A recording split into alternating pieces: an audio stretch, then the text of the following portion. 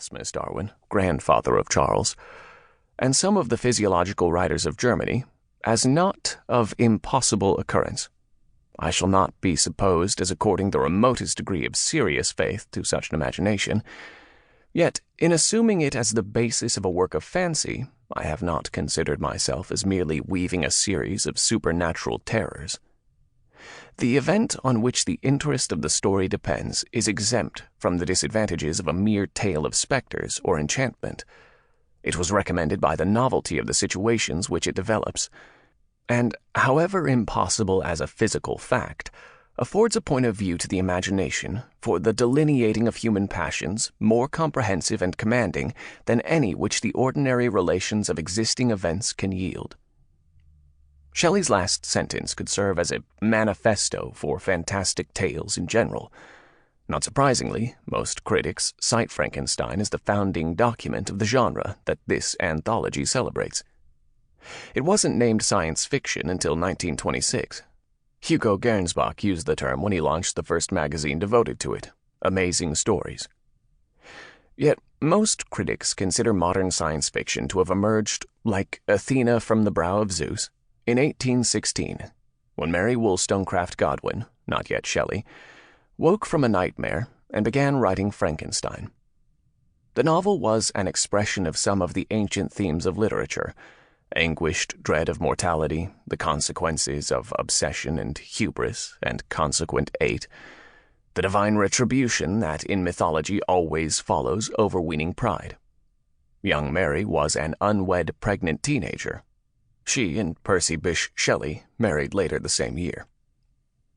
Her first novel has lasted, in part, because the central figure quickly strode off the page and into popular culture.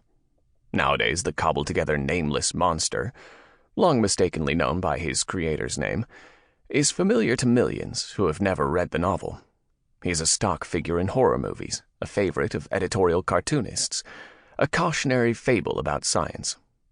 Frankenstein and his tormented creation are perfect figures to open a tour of the 19th century's troubled dance between science and fiction. In September 1831, the English poet Samuel Taylor Coleridge attended the British Association meeting at which the word scientist was voted in to replace the antique term natural philosopher.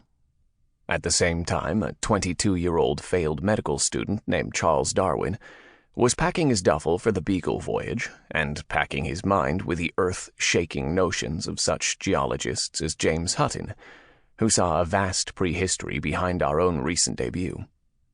Coleridge also enjoyed the work of the popular scientist Humphrey Davy. "I attend Davy's lectures," he declared, "to increase my stock of metaphors." In doing so, the poet took 60 pages of notes, such as this: "No difference of oxygen in cities, woods, or seashore." Coleridge participated in one of Davy's demonstrations of electric shock from a Leyden file, the new chemical battery. Instantly linking the physical spark with theories of vitalism versus materialism, he jotted in his notes, "More's antidote against atheism." No spark could leap between electrodes more quickly than it could make connections in a writer's mind. Percy Bysshe Shelley's preoccupation with science dated from the early days of his youth, long before he met Mary Wollstonecraft Godwin. He devoured every text he could find about astronomy, magnetism, and the recently discovered electrical nature of lightning.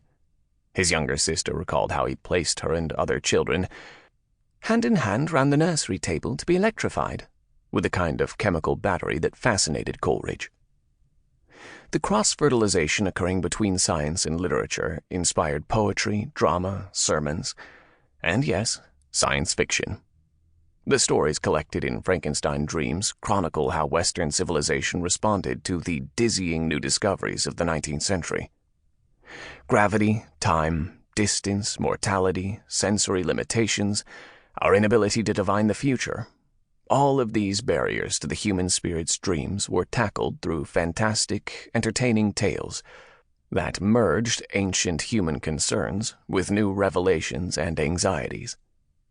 Technological innovations and conceptual advances created new lenses through which to view every aspect of the body and nature and society.